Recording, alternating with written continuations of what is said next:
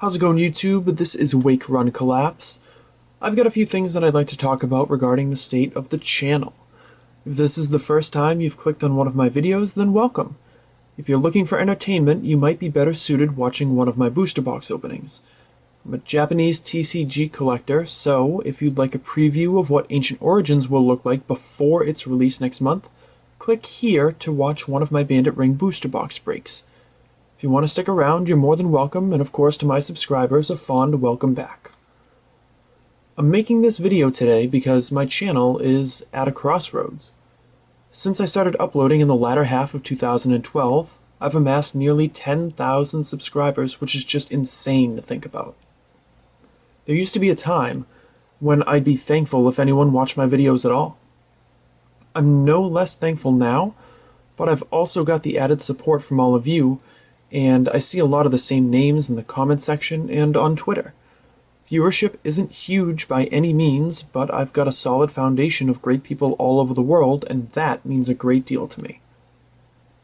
Before I get into the main point of this video, I wanted to mention that I'm still planning on doing a special booster box opening for my 10K special. I won't reveal the box now. Suffice to say, it's not a 10 out of 10 on the hype scale. It's not a base set box or Neo Destiny or anything absurd. That said, I think it's pretty darn cool, maybe an 8 out of 10, and I imagine the vast majority of you will be excited about it. It's also a box I've never opened before, which is pretty sweet. Now, because I'm a Japanese exclusive channel, I understand that there's a ceiling with regards to how big my channel can become. Japanese box and pack openings generate only a fraction of the interest that English openings do, and with more and more channels branching out and trying Japanese openings to keep content fresh, it's tough for me to offer something that other PokeTubers aren't already bringing to the table.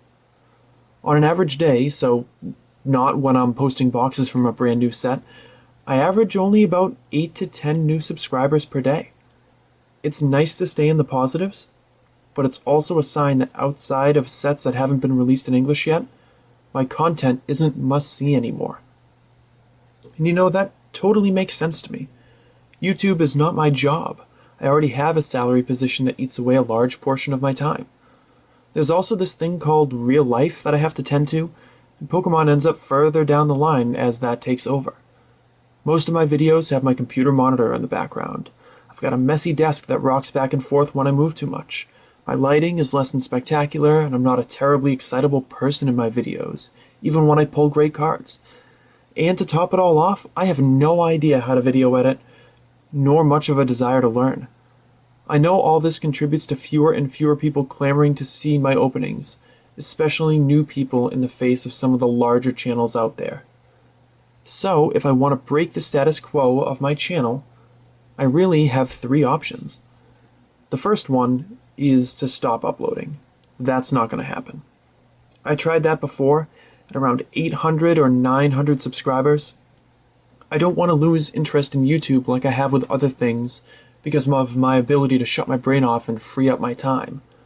I honestly can't even tell you the last time I had a couple of hours to myself and felt relaxed enough to shut off my phone and internet, put in a movie, just sit at home and watch the damn thing.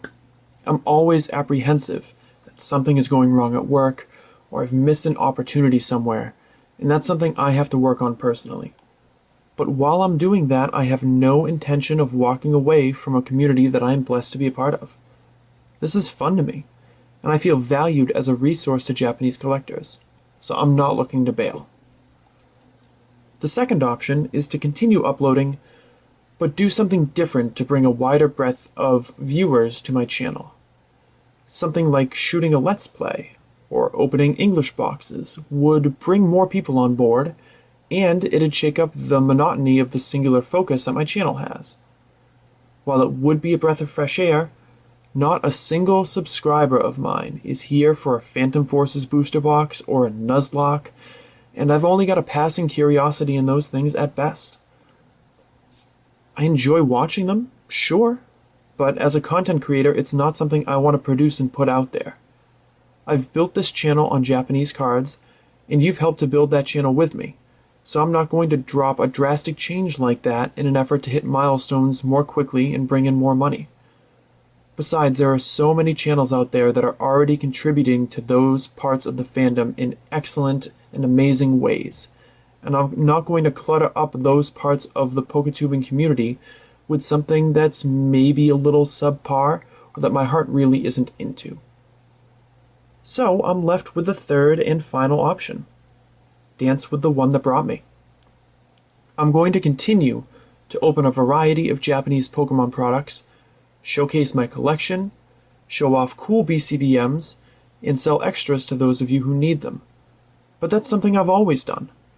From now on, I'm going to do it better. There's a large amount of promotional decks and half decks that have never seen the light of day on my channel, and over the past week or two, I've managed to secure a good amount of them. Those openings will be interspersed throughout my channel when I feel that it fits well with my recent content.